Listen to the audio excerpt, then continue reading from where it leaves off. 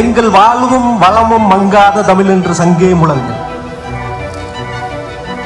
என் விழியாய் ஒளியாய் வலியாய் சுவாசிக்கும் அன்னை தமிழுக்கு முதல் வணக்கம். ஆன்றோருக்கும் சான்றோருக்கும் சபை திரு மக்களுக்கும் இந்நன்னாளிலே குடியரசு கொண்ட பொன்னாளிலே வணக்கத்தையும் வாழ்த்துக்களையும் தெரிவித்துக் கொள்கின்றேன். சுதந்திரம் எக்கா எக்கா என நீ அழைத்தால் சுக்கா மிளகா கிடைத்துவிட சுதந்திரம். எக்கா எக்கா என நீ அழைத்தால் சுக்கா மிளகா கிடைத்துவிட சுதந்திரம் என்றால் புரட்சி பாவலர் பாரதிதாசன். இந்த வரிகளின் வரலாறு என்ன சொல்கிறது தெரியுமா? சுதந்திரம் எவ்வளவு கடுமையானது, கடந்து வந்த பாதையின் நெடு தூரம் என்ன என்பதை நமக்கு உணர்த்துகின்றது.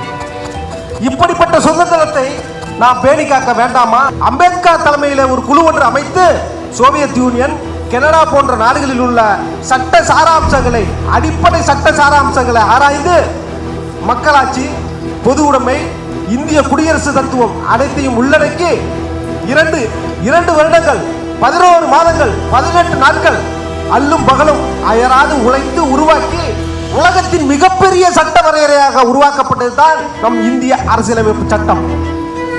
25 பிரிவுகள், 12 அட்டவணைகள், 303 திருத்தங்கள், 448 உட்பிரிவுகளை கொண்டு உலகத்தீரே இனி நாங்கள் யாருக்கும் அடிமை இல்லை என்கின்ற மக்களாட்சி தத்துவத்தை பறைசாற்றுவதாக இந்த குடியரசு அமைந்தது.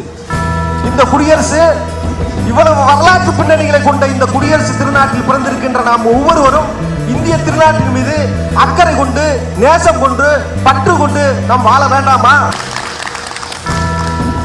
உன்னை உணவின்றி உணவுக்கு காசின்றி உற்றானும் என்றால் ஊரான் உதறினால் கற்றானு என்னை யார் அழைத்தா காணி நிலமும் இல்லை கலனியில் வாழ்வதற்கு என்று வறுமையில் வஞ்சிக்கப்பட்ட நாடுகள் பலதிருக்க என் நாடு வலிமையிலும் வல்லமையிலும் வல்லமையிலும் உயர்ந்து நிற்கிறது.